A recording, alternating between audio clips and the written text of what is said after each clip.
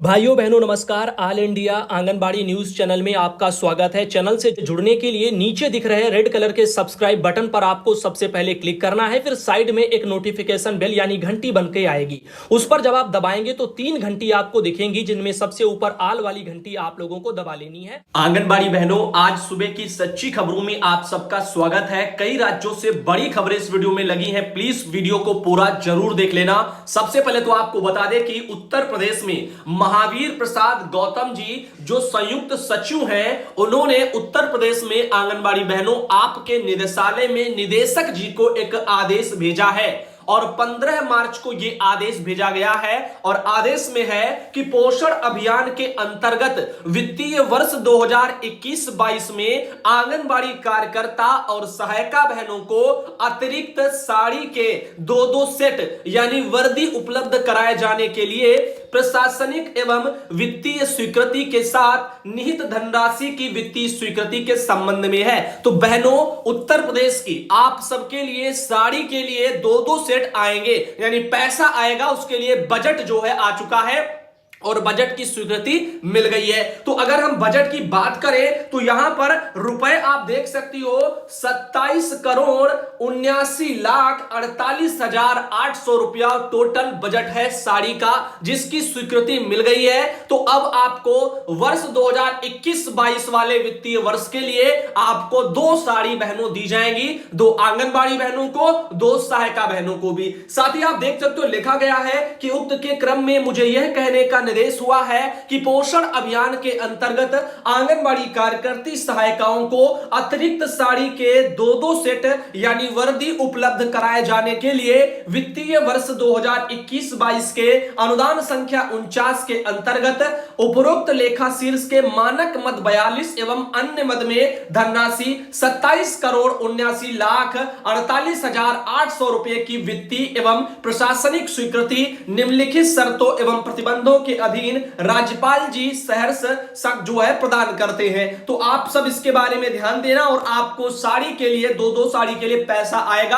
आज आपको इसके बारे में जानकारी दी गई है। अब बहनों चलते हैं आगे और आपको इस वीडियो में बहुत सारे सरकारी आदेश देखने को मिलेंगे जो बहुत सी वर्कर बहनों के काम भी आएंगे, जिनमें से एक सरकारी आदेश आप बहनों ये देख सकती हो, जिनका भी यूपी में मानदेय नहीं आ रहा है, जिनकी बैंकों का दूसरी बैंक में विलय हो गया है यानी मर्ज हो गई है, वो बहनें ध्यान से इस लेटर को सुने। देवरिया में डीपीओ महोदय यानी जिला कार्यक्रम अधिकारी जी ने अपर निदेशक वित्त विभाग के निदेशालय बाल विकास विभाग को अपने यहां यूपी में एक लेटर भेजा। इस लेटर में उन्होंने कहा, ये देखो 15 तारीख को उन्होंने जारी किया है कि विगत 5 माहों के आंगनबाड़ी कार्यकर्तियों के मानदेय का भुगतान न होने के संबंध में, यानी पिछले 5 महीने से आंगनबाड़ी बहनों को उनका मानदेय नहीं मिल रहा है। इस संबंध में डीपीओ जी जो है देवरिया के, उन्होंने निदेशक जो है वित्त विभाग के अपर निदेशक, उनको लेटर भेजा है। इसमें उन्होंने लिखा कि सादर निवेदन के साथ अवगत कराना है कि जनपद देवरिया में बाल विकास परियोजना अधिकारी और आंगनबाड़ी कार्यकर्ती के माध्यम से यह ज्ञात हुआ है कि ऐसी आंगनबाड़ी कार्यकर्ता जिनका खाता पूर्वांचल ग्रामीण बैंक जिसका विलय हो चुका है बड़ौदा यूपी ग्रामीण बैंक में, अब वो विगत 5 माहों से मानदेय का भुगतान नहीं हुआ है। उक्त बैंक का आईएफएससी कोड ये है, इससे परिवर्तित होकर के ये हो गया है, जिससे आंगनबाड़ी कार्यकर्ती अत्यंत परेशान है। इस समस्या का निराकरण कराते हुए संबंधित के मानदेय का भुगतान करने की कृपा करें। तो देखो जो उनका आईएफएससी कोड पहले था SBINORR PUBG, जो कि बदल करके अब BARBOBUP और GBX ये हो गया है। तो आईएफएससी कोड बहनों बदल गए हैं जिन भी बैंकों का विलय हुआ है। ऐसे में आप सबको सोचना चाहिए, अपने अपने जिले में डीपीओ महोदय यानी जिला कार्यक्रम अधिकारी के पास जाओ और उनको लिखित में एप्लीकेशन दो, शिकायत बताओ, ताकि आपकी समस्या को लेकर के आपके जनपदों के डीपीओ महोदय इसी तरीके से वित्त विभाग के अपर निदेशक को लेटर भेजे और इस पर निदेशालय से संज्ञान लिया जाए। कम से कम पता तो चले कि कमी कहां से है, जिले वाइज अधिकारियों से है या निदेशालय में बैठे उच्च अधिकारियों के स्तर से है। तो ये मैटर है कृष्णकांत राय जो जिला कार्यक्रम अधिकारी हैं देवरिया के, उन्होंने भेजा। अब इनको बहुत बहुत धन्यवाद। साथ ही हमारे पास पूनम जायसवाल बहन देवरिया से आती हैं, इन्होंने भेजा, बहन को भी धन्यवाद। अब चलते हैं और भी तमाम बड़ी खबरों की तरफ।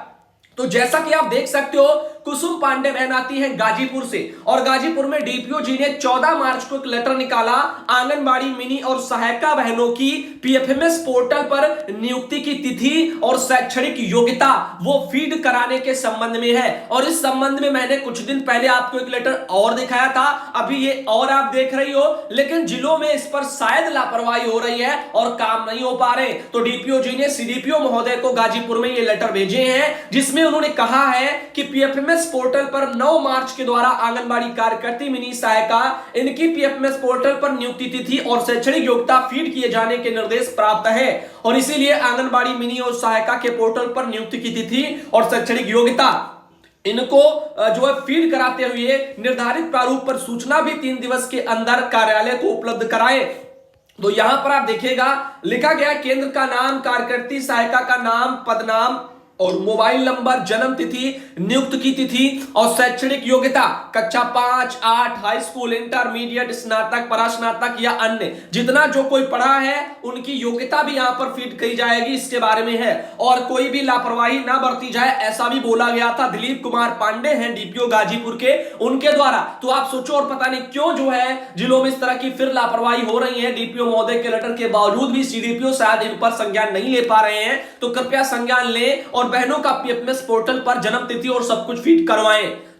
पीएफएमएस पोर्टल से मानदेय चेक करने में भी दिक्कतें आ रही, हो सकता है इसी कारण हो, या फिर इसका एक तो मेन जीता जाता उदाहरण आपको पता ही है कि आने वाले फ्यूचर में 60-62 साल में जो आपका रिटायरमेंट होता है बहनों, वो स्वतः ही हो जाएगा पीएफएमएस पोर्टल पर। जब आपकी जन्म तिथि सब कुछ फीड होगा तो वहां से आपका सब कुछ क्लियर होता रहेगा। इधर बात करते हैं 400 से ज्यादा आंगनबाड़ी कार्यकर्ताओं की सेवा खत्म हो चुकी है, ऐसा दिल्ली में एक आर्टिकल छपा है। दिल्ली की आंगनबाड़ी बहनों और साथ ही अन्य राज्यों की आंगनबाड़ी बहनों, ध्यान देना कितना जुल्म जो है आम आदमी पार्टी यानी अरविंद केजरीवाल, दिल्ली की सरकार आंगनबाड़ी बहनों दिल्ली पर जो है ये कर रही है। 400 से ज्यादा आंगनबाड़ी बहनों की सेवा समाप्ति हो चुकी है जो धरने पर थी। साथ ही साथ बता दें ये आंकड़ा गलत हो चुका है, क्योंकि अब संख्या इससे कहीं ज्यादा आगे निकल चुकी है। तो अब टोटल कितनी बहनें हो गई हैं कल के अकॉर्डिंग? तो कल 15 मार्च को दिल्ली यूनियन ने पोस्ट भी डाली थी, जिनके आधार पर आपको हम बता रहे हैं। उनका कहना है कि अब तक 991 आंगनबाड़ी बहनों का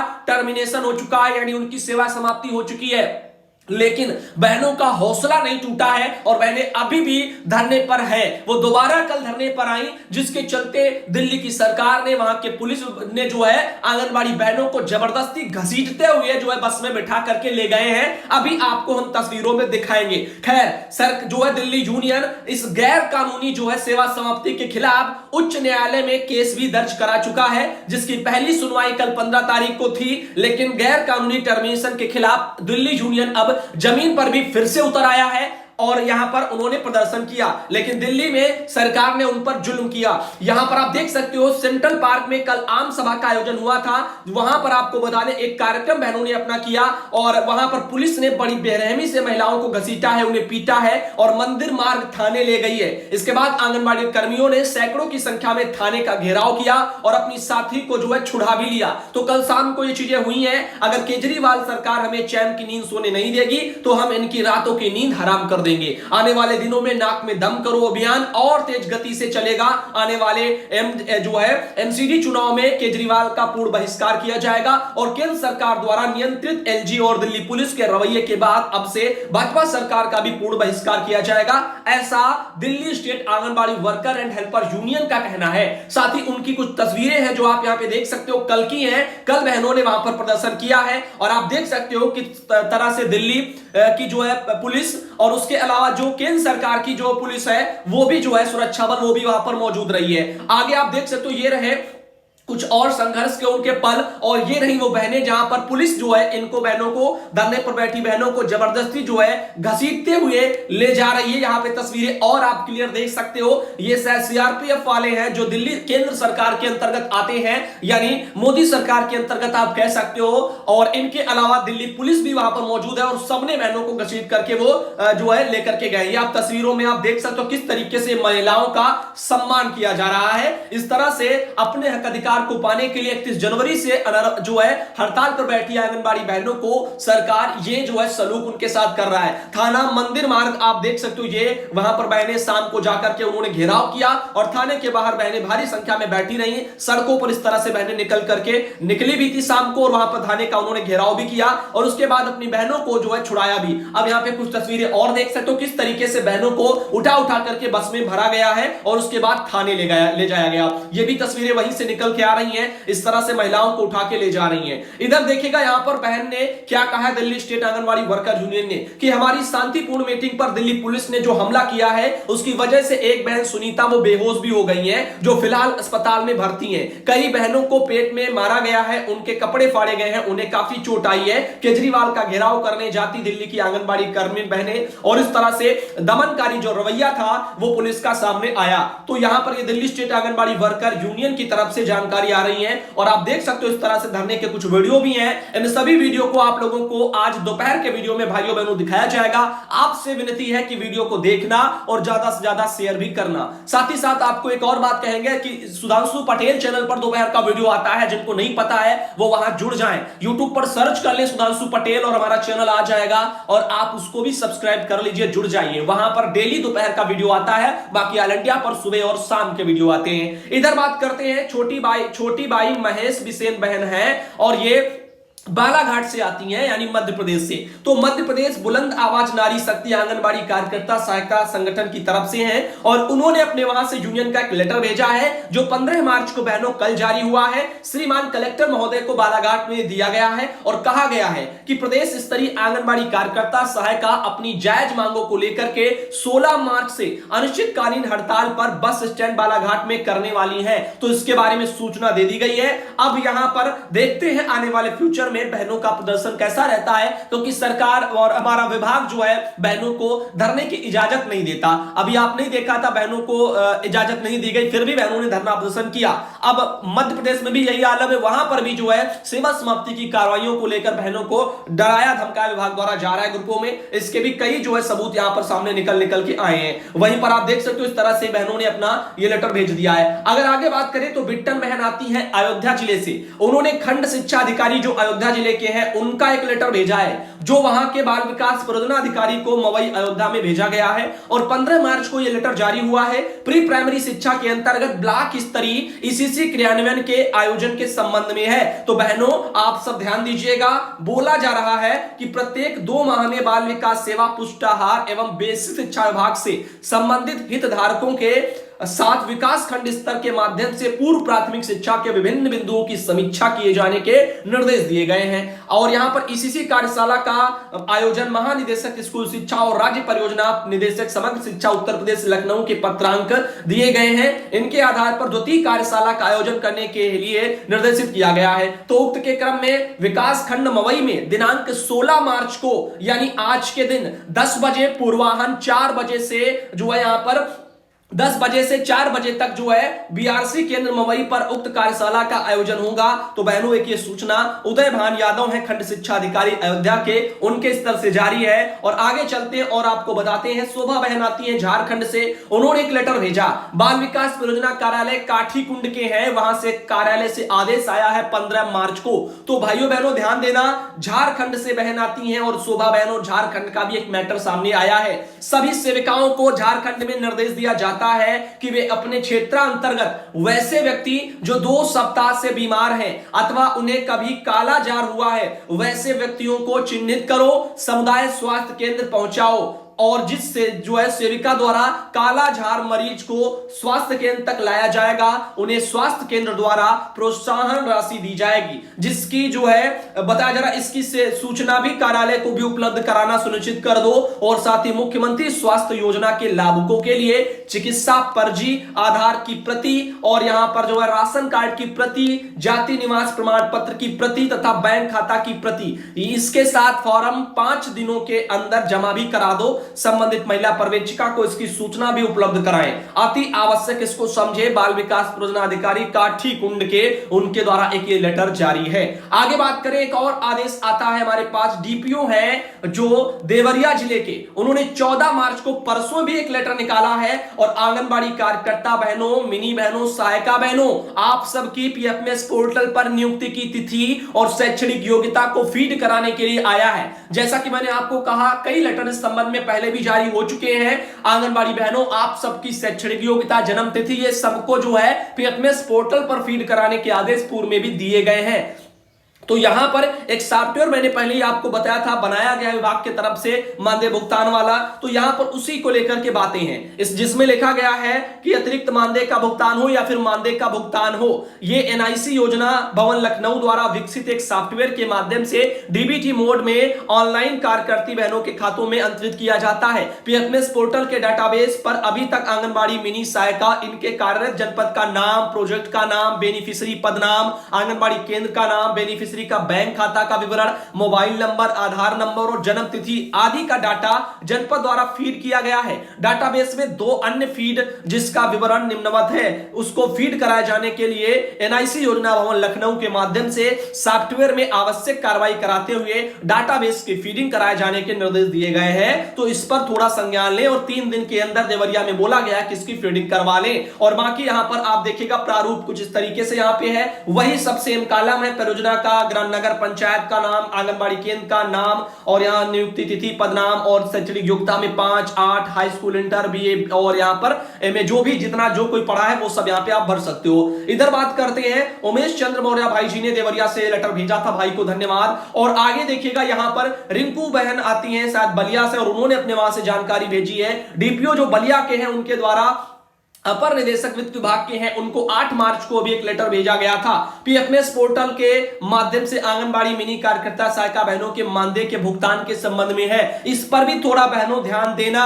यहां पर क्या बताया जा रहा है, इस लेटर में बहुत सारी जानकारी है जो आपके काम आ सकती है। लिखा है, जनपद बलिया की अधिकतर आंगनबाड़ी मिनी और सहायिका, इनका मानदेय बचत खाता पूर्वांचल ग्रामीण बैंक में संचालित है, जिसका नाम परिवर्तित होकर के बड़ौदा उत्तर प्रदेश ग्रामीण बैंक हो गया है तथा आईएफएससी कोड ये इसके स्थान पर ये हो गया है। साथ ही अवगत कराना है कि पूर्वांचल ग्रामीण बैंक के अधीन बचत खाता संख्या की 2 सीरीज चल रही थी। एक 10 डिजिट का जो 330 से शुरू होकर के 10 अंकों पर समाप्त हो रही थी तथा दूसरी 750 से शुरू होकर के 11 अंकों पर समाप्त हो रही थी, जिस कारण 10 डिजिट वाले समस्त बचत खाता संख्या के आगे शून्य जोड़ते हुए 11 अंकों का खाता संख्या पूर्ण करके भुगतान की कार्रवाई पूर्वांचल ग्रामीण बैंक द्वारा की जा रही थी। वर्तमान में पूर्वांचल ग्रामीण बैंक का नाम परिवर्तित करके बड़ौदा उत्तर प्रदेश ग्रामीण बैंक हो जाने के पश्चात प्रथम सीरीज 330 10 डिजिट के शुरू होने वाले बचत खाता संख्या के आगे 0 नहीं लग रहा है। पीएफएमएस पोर्टल पर पेमेंट स्टेटस चेक करने पर यह ज्ञात हुआ है कि दूसरी सीरीज को 750 से शुरू हो रही है। उस बचत खाता संख्या में धनराशि आंतरित तो हो चुकी है, किंतु पहली सीरीज जो 330 अंकों से शुरू हो रही है उस बचत संख्या में धनराशि आंतरित नहीं हुई है। विगत 4 माह 2000 जो है लिखा गया है 21 से, यानी अक्टूबर 2021 से मानदेय भुगतान का न हो पाने के कारण जो है आंगनबाड़ी मिनी और सहायिका द्वारा मानदेय भुगतान की मांग की जा रही है। अतः आपसे अनुरोध है कि उक्त का संज्ञान लेते हुए आवश्यक कार्रवाई करने का कष्ट करें। कार्यकर्ती मिनी और सहायिका, इनको मानदेय प्राप्त नहीं हो रहा है, उन्हें भी मानदेय का भुगतान सुनिश्चित करें। तो देखिए सच्चाई क्या निकल के आई इस वीडियो में। अब बहुत से लोग होंगे जो वीडियो छोड़ के चले गए होंगे, अब उनका रहम जाने, उनका करम जाने। हमारा तो फर्ज है खबरें दिखाना एक एक करके। मैंने इसमें दिखाया, आपने भी देखा बहनों कि किस तरीके से यहां पर जिनका मानदेय नहीं आ रहा उसमें कमी कहां पर है। जिनका भी बैंक का विलय हुआ है उसमें खाते संख्या के जो अंक है उसमें भुगतान की स्थिति में लेकर के उनमें थोड़ा दिक्कतें पैदा हो रही हैं। जैसे उनका कहना है 10 अंकों के वाले जो फीड होते थे वो कर दिए जाते थे, अब यानी 11 अंकों वाले फीड हो रहे थे। अब जो 10 अंकों के रह गए थे या जो भी है वो मेट्रो में 0 नहीं लगा है या जो भी है उसके चलते भुगतान नहीं हो रहा है। तो ऐसी स्थितियां आ रही हैं। तो ये ऊपर से ही दिक्कतें हैं। अगर आप सब अपने अपने वहां अगर लेटर देंगे तो मुझे लगता है डीपीओ महोदय अपने अपने महाजनों के संज्ञान लेंगे इस मैटर पर, ताकि पता चले। और यहां पर हर बहन को जिम्मेदारी निभानी चाहिए, जिनका भी मानदेय नहीं आ रहा है उन सबको इकट्ठा एक साथ जाना चाहिए, ताकि यहां पर आपकी समस्या से निजात मिले। और आप चाहो तो इसका एक स्क्रीनशॉट ले सकते हो, इसमें क्या चीजें लिख करके आ रही हैं। तो यहां पर आप चाहो तो मैं एक बार और पढ़ करके बता दूं, अगर आपको समझ में ना आया हो। बताया जा रहा है यहां पर कि एक जो है 10 डिजिट का जो 330 से शुरू होकर के 10 अंक पर समाप्त हो रही थी, तथा दूसरी 750 से शुरू होकर के 11 अंकों पर जो है इनका खाता संख्या की बात हो रही है, वो समाप्त हो रहे हैं, जिस कारण 10 डिजिट वाले समस्त बचत खाता संख्या के आगे शून्य जोड़ते हुए 11 अंकों का खाता संख्या पूर्ण कर भुगतान की कार्रवाई पूर्वांचल ग्रामीण बैंकों द्वारा की जा रही थी। वर्तमान में पूर्वांचल ग्रामीण बैंक का नाम परिवर्तित करके बड़ौदा उत्तर प्रदेश ग्रामीण हो गया है। तो अब प्रथम सीरीज 330 वाले जो 10 डिजिट वाले जो जिनके भी खाते संख्या है, उनके आगे जीरो नहीं लग रहा है। अब उनके आगे अगर जीरो लगा देंगे तो भुगतान हो जाएगा, और जीरो नहीं लग रहा है इसीलिए बोल रहे हैं भुगतान नहीं हो रहा है। फिर अपने पोर्टल पर पेमेंट स्टेटस अगर चेक किया जाए तो पता चलता है कि दूसरी सीरीज वाले 750 से ऊपर के जो लोग हैं शुरू हो रही है, उस बचत संख्या के धनराशि आंतरिक तो हो चुकी है, यानी जिनका 11 अंकों का जो है खाता संख्या है, बचत खाता संख्या, उनके अकाउंट में पैसे जा रहे हैं, लेकिन जिनका 10 ही अंकों का है उनके पैसे नहीं जा रहे, ऐसा यहां पे बोला जा रहा है। तभी यहां पे कह रहे हैं कि उसके पहले जीरो लगा लो और भुगतान कर दो, ऐसा इनका कहना है डीपीओ जी का। अब एक ये जानकारी आपको पता चल गई होगी कि 10 अंकों के खाते संख्या वालों का भुगतान होने में दिक्कतें आ रही हैं, और वो भी जिनका बैंक का विलय हुआ था। तो बाकी पिछली वाली बैंक के जीरो लगा करके पैसे भेज देती थी, लेकिन अब जिनका हुआ है वो शायद वहां पर ये नहीं कर रहे हैं, जितना भी अंक है उतना ही डाल करके करने की सोच रहे होंगे। और इसीलिए जिन बैंकों का दूसरी बैंक में विलय हुआ है और यहां पे आए हैं 10-10 अंक लिए बैठे हैं, वो यहां पर खाता संख्या उनका नहीं हो पा रहा है। इधर बात करें वाराणसी की, तो वाराणसी में डीपीओ के द्वारा 15 मार्च को एक लेटर निकाल दिया गया है स्वस्थ बालक बालिका स्पर्धा कार्यक्रम को लेकर के। वैसे तो इसके बारे में बहनों हम आपको बहुत बार जानकारी दे चुके हैं, इस पर ज्यादा चर्चा नहीं करेंगे। और यहां पर एक देखिएगा, कमला देवी बहन आती है पीलीभीत से, उन्होंने कहा कि भाई पोषण ट्रैकर ऐप चल क्यों नहीं रहा है, उसके बारे में बताएं। वजन लंबाई कुछ नहीं जा रहा है। अब मुझे लगता है कि विभाग और सरकार को अभी जो स्वस्थ बालक बालिका स्पर्धा कार्यक्रम मनाने वाले हैं, उससे पहले उनको एक कार्यक्रम बना लेना चाहिए जो कि पोषण ट्रैकर को स्वस्थ करने के लिए हो। अब क्योंकि ये सबसे ज्यादा अस्वस्थ दिखाई दे रहा है, इस पर कोई काम ही नहीं हो पा रहा है। अब पोषण ट्रैकर पर कैसे वजन फीड होगा, कैसे जो है सारी चीजें हो पाएंगी, क्योंकि ये कार्यक्रम पोषण ट्रैकर पर भी आधारित है, स्वस्थ बालक बालिका वाला। अब बात करते हैं मुख्य विकास अधिकारी श्रावस्ती के, उन्होंने 15 मार्च को एक लेटर जारी किया है और स्वस्थ बालक बालिका स्पर्धा कार्यक्रम से जुड़ा हुआ है। वैसे आप लोगों को इसके बारे में पूर्व में जानकारी दी जा चुकी है। पुष्पा बहन आती है श्रावस्ती से, उनके द्वारा के लेटर भेजा गया था, और इनके अलावा गोंडा से एक लेटर आया है, और यहां पर भी स्वस्थ बालक बालिका स्पर्धा कार्यक्रम का है, मुख्य विकास अधिकारी गोंडा के हैं, 15 मार्च को उन्होंने जारी किया है। अब इस पर भी ज्यादा हम बात नहीं करेंगे क्योंकि ये सारी चीजें आपको बताई जा चुकी हैं। एकता सिंह बहन आजमगढ़ से आती हैं, यहां पर मुख्य विकास अधिकारी ने 14 मार्च को लेटर निकाला है, स्वस्थ बालक बालिका स्पर्धा कार्यक्रम से जुड़ा हुआ है, और इसके बारे में भी चर्चा नहीं करेंगे क्योंकि ये सारी चीजें बहनों आपको पता है। आगे डीपीओ जो है आगरा के, उनके द्वारा भी एक लेटर निकाला गया स्वस्थ बालक बालिका स्पर्धा कार्यक्रम को लेकर के 14 मार्च को, ये भी हमारे पास आया, और ये भी आप सबको सारी जानकारी बहनों ये दी जा चुकी है। तो मुझे लगता है आगे चलते हैं और आपको बताते हैं कि आंगनबाड़ी कार्यकर्ता संगठन की बैठक संपन्न हुई है, अनिश्चितकालीन हड़ताल पर जाने की बनी है रूपरेखा, और ये यहां पर लिखा गया है, ये एक खबर छपी हुई है वारा सिवनी वगैरह में, और छोटी बाई महेश बिसेन बहन है, बालाघाट से आती है, मध्य प्रदेश से, उनके द्वारा ये भेजा गया था। तो मध्य प्रदेश में बहनें जो है वो धरने पर हैं, और उनके अलावा कुपोषित बच्चों की सेहत सुधार रहा पोषण पुनर्वास केंद्र, ऐसे करके यहां पर आर्टिकल छपा है संत कबीर नगर में। तो जो भी है कुपोषित बच्चों की सेहत सुधारने के लिए तो पोषण पुनर्वास केंद्र बने हैं, अब उनका फायदा ये नहीं होगा तो क्या होगा। अब आगे चलते हैं और भी आपको बताते हैं। आज में जैसे कि यहां पर एक बहन है अनीता यादव रामपुर से आती हैं, और इनके अलावा एक ये बहन है सरिता जो गोंडा से आती हैं, साथ ही एक ये बहन उर्मिला देवी कुशीनगर से आती हैं, और ये है लालमड़ी चंदौली से आती हैं, और इनके अलावा लालमड़ी ये चंदौली से दो फोटो इनकी हैं।